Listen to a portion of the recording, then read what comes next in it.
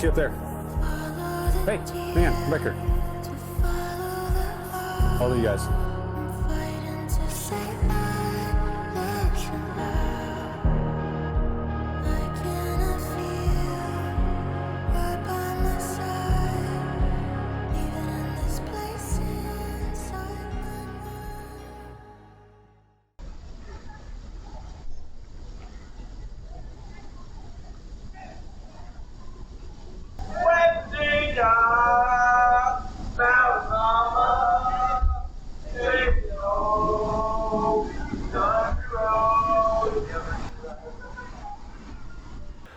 What's up, Mob Crew? I'm Chris and welcome.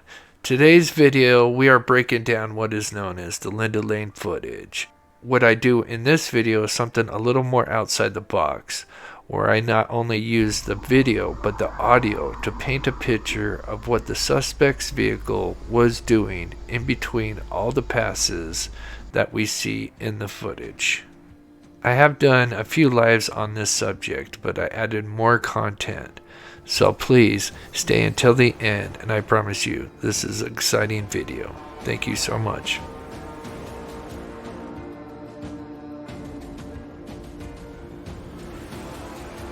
Welcome back to the channel, everybody, where we cover true crime, mystery to the missing.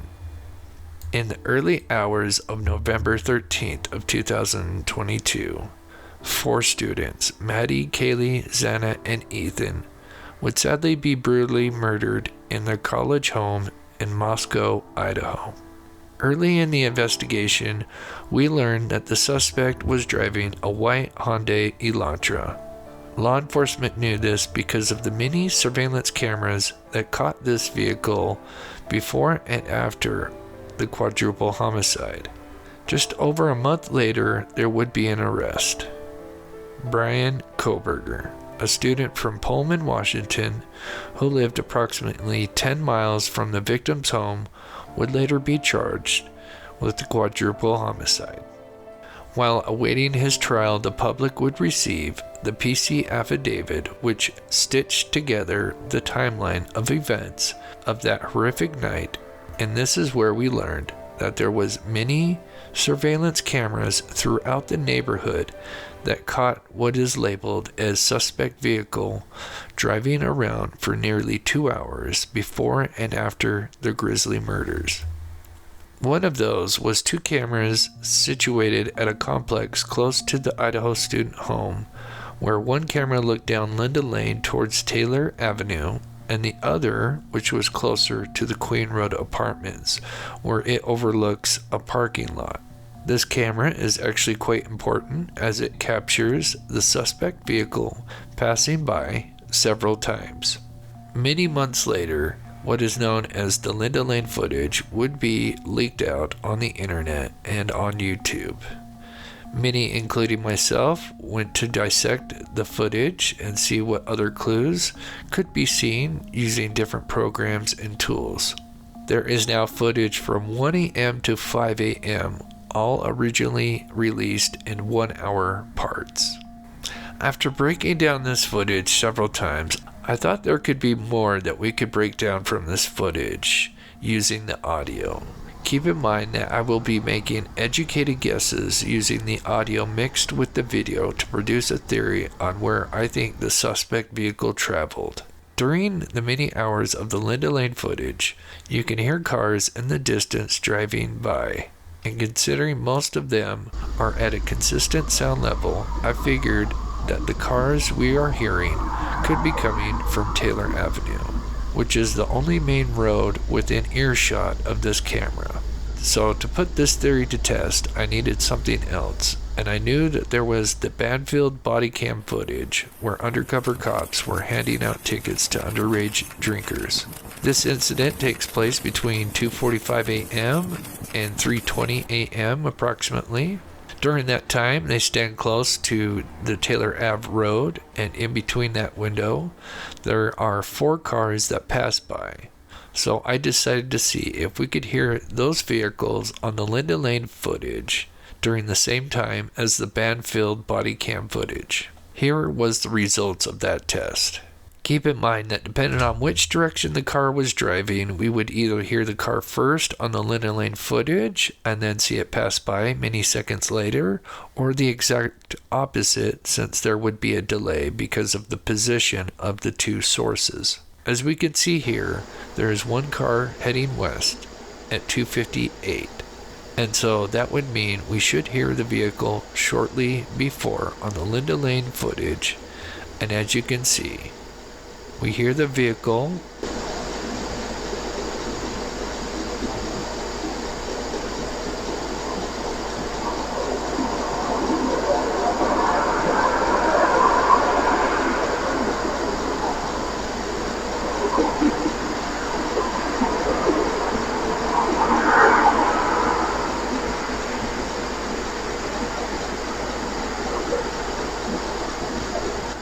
and then many seconds later, we see the vehicle on the Banfield camera.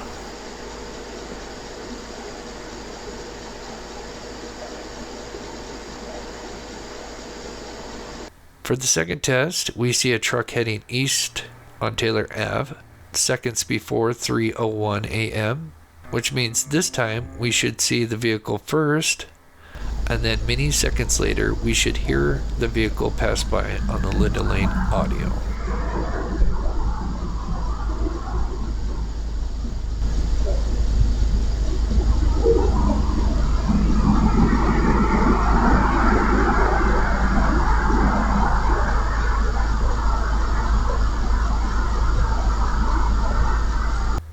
For our third example, we have another car heading west at around 3:12 a.m.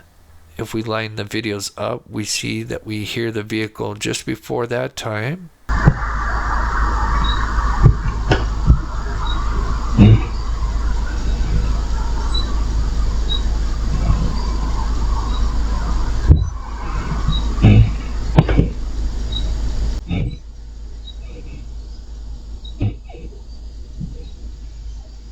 And then we see the vehicle pass by. And for our final example, we have one more car that heads east on Taylor Ave. We see that the car passes at approximately 3:14.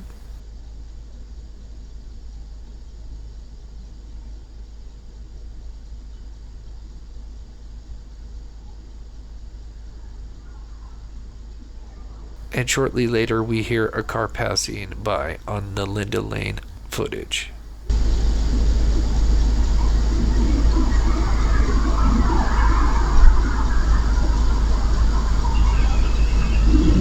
Using this test solidifies my theory that most of the vehicles that we hear on the Linda Lane footage are vehicles traveling either east or west on Taylor Avenue. So using this knowledge, we can, in theory, hear when the suspect is approaching and leaving, and also tell when the DoorDash driver arrived. So now moving to the timeline that we know from the affidavit, we know that the suspect vehicle is seen heading west on Indian Hills at 3:26, and again heading down Steiner Ave at 3:28 a.m., which is just around the corner, which means we should hear the vehicle shortly after heading west on Taylor Ave. And at 3:29 and 40 seconds, we start to hear a vehicle. We'll note this time, and I'll mention why this is important in a minute.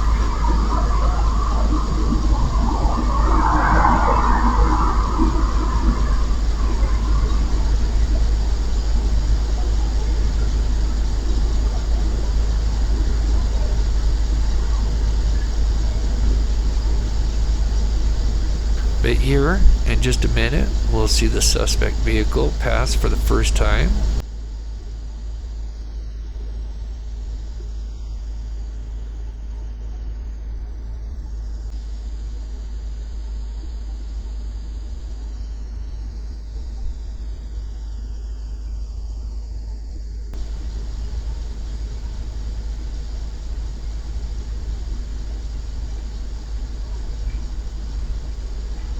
It passes at 3:31 exactly, so it took 1 minute and 20 seconds since we first heard the vehicle, and now We have a target time of approximately how long it took to reach point A, which is Taylor Ave, and point B, which is at the corner of the Queen Road apartment.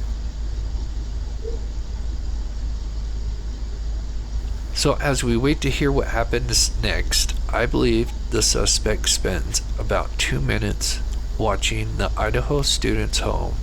Just like a lion stalking his prey, he is patiently waiting for any activity and planning his attack.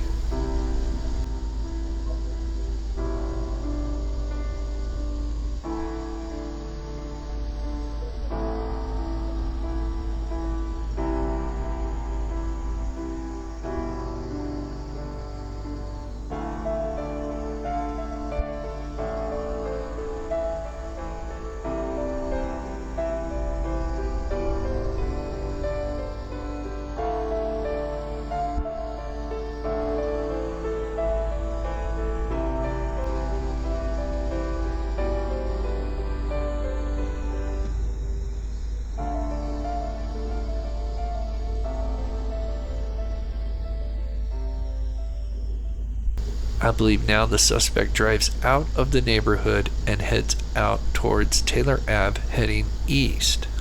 Notice that it was at 3:31 when he made his first pass, and now we hear the vehicle at 3:34 and 10 seconds, which means it was a whole 3 minutes and 10 seconds. We know it takes approximately 1 minute and 20 seconds from point A to point B. That tells us that he spent about 2 minutes watching the home. The next time we see the suspect vehicle will be at 3:39 a.m. If he left heading east, there is a route that takes approximately 5 minutes going down Walnut Drive, going clockwise, where he is likely heading around the back end of the neighborhood, scouting his exits and surroundings. Now we know that if the suspect is heading on Taylor going west, we should hear the vehicle sometime at approximately 3:37 and 30 seconds, as it takes just over a minute from point A to point B. But notice there is no sound of any vehicles.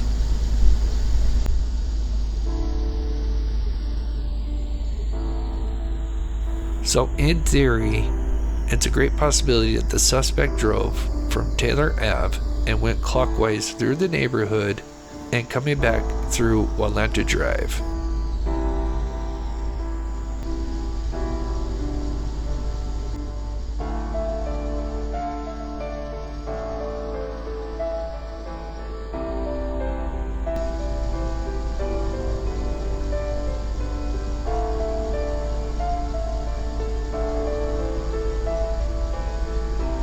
But then we see the suspect.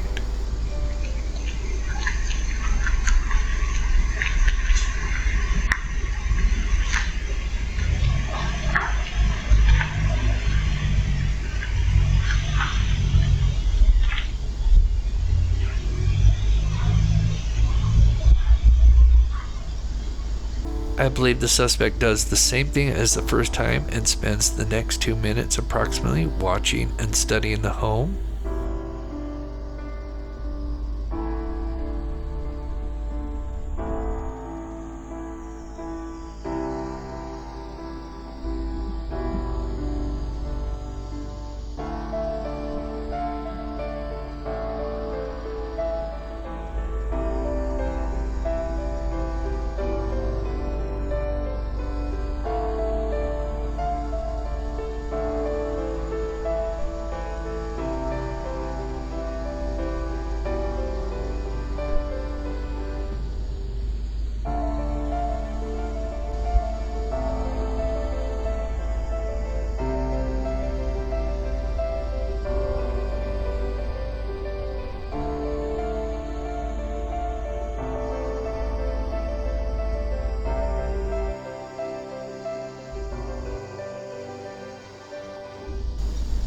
We then hear a car approximately 3 minutes and 30 seconds later since we last saw the vehicle at Queen Road apartment.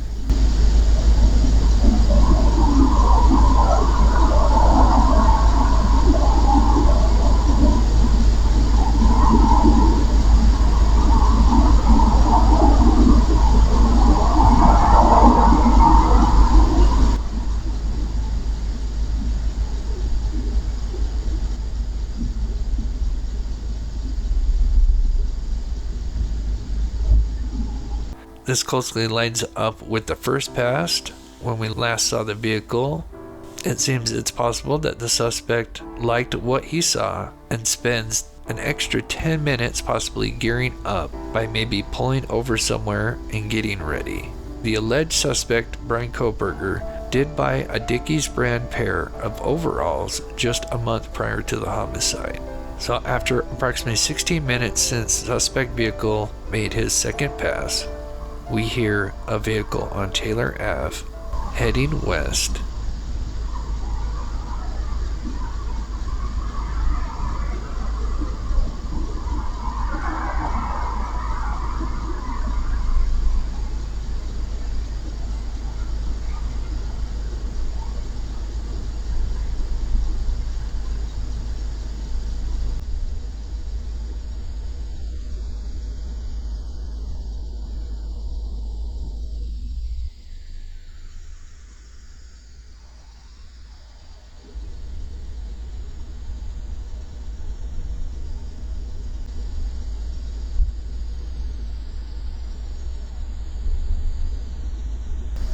And like clockwork, we see the vehicle at 3:57, exactly 1 minute and 20 seconds later.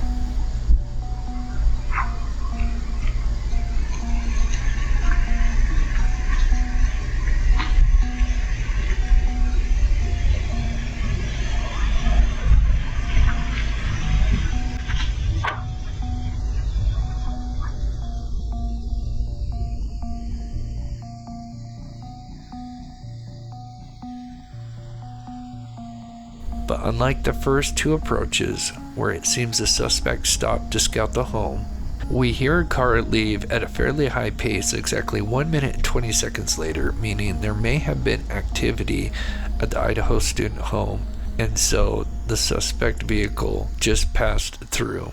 Keep in mind, it is now closely approaching 4 a.m., and Xana had ordered food from Jack in the Box, and the DoorDash driver, according to the PC affidavit, approaches sometime at approximately 4 a.m.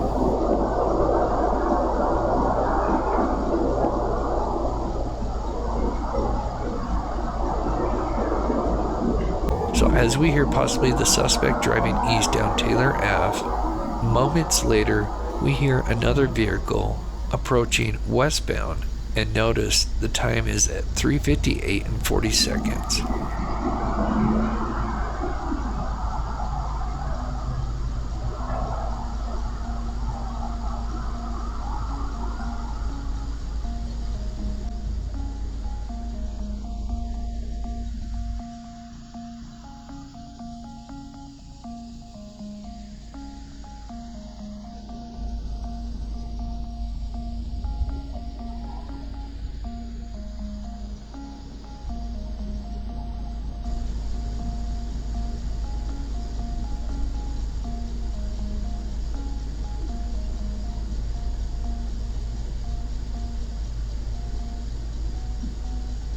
Shortly after, approximately 3:59 and 48 seconds, we hear a set of beeps, which likely is coming from somebody either locking or unlocking their car.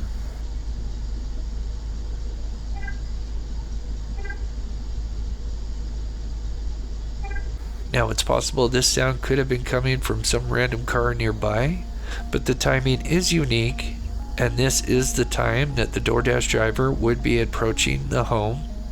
I believe the DoorDash driver would have delivered the food to the back porch, since Xana is on the second floor. So I took some of the body cam footage from the noise complaint many months prior and linked it up to the officer walking up to the patio and also reversing it to line up what would be the DoorDash driver parking and delivering the food and walking back.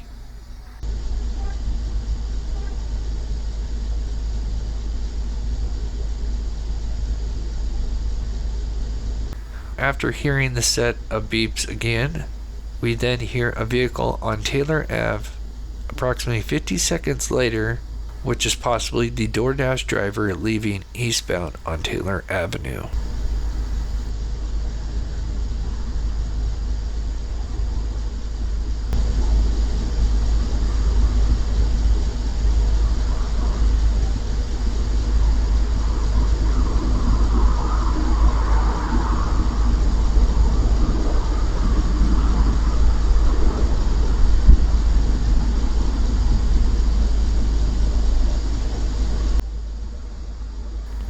So now back to the suspect vehicle. Last time we saw the suspect vehicle was at 3:57 a.m. and likely exiting heading eastbound down Taylor Ave, which means he could be circling in the neighborhood clockwise again. Notice that prior to his pass 1 and 3, it took 8 minutes to make a full rotation. So we know that if the suspect is coming from Taylor Ave, we should hear the vehicle 1 minute before we see it. But notice, there is no vehicle sound, and just like between pass 1 and 2, he came from Walenta Drive.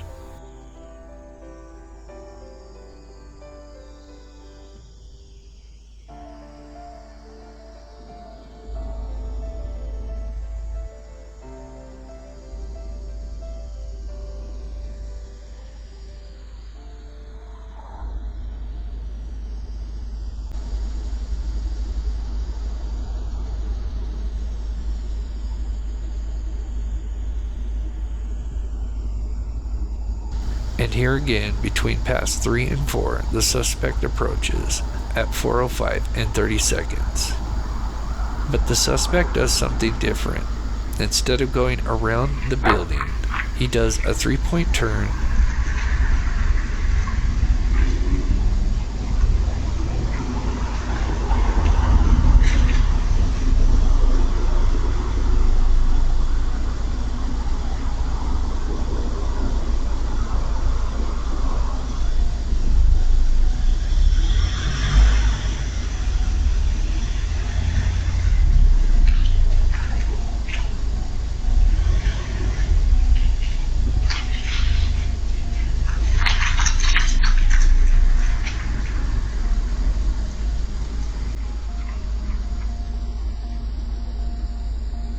and heads back down Queen Road, now passing in front of the student's home. And this is where the suspect would approach King Road and do another 3-point turn. We know this because of the light bulb camera set up at the neighbor's home at 1112 Queen Road next door, where that camera is facing west towards that intersection. The suspect apparently does another 3-point turn and heads back toward the Queen Road apartments for the final time, where the suspect is seen completing the final pass around the apartments.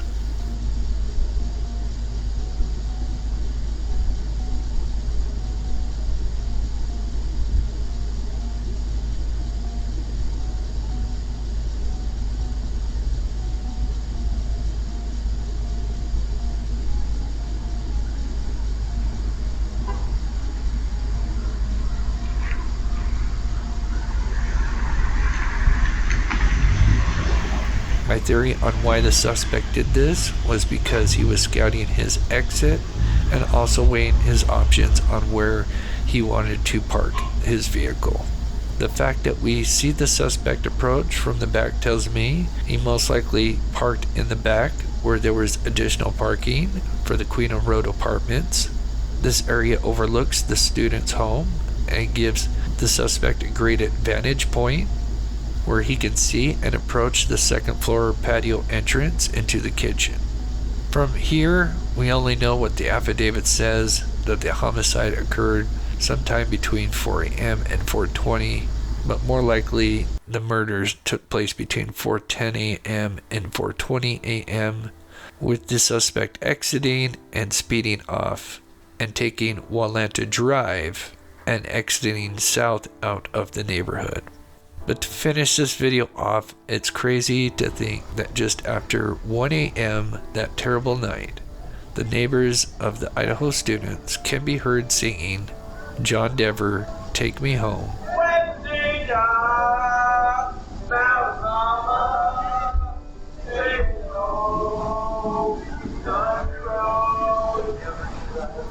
And just after that terrible tragedy, probably moments after the suspect had sped off, another occupant of the Linda Lane complex walks out to his vehicle, not knowing the horrors that just happened yards away from his home.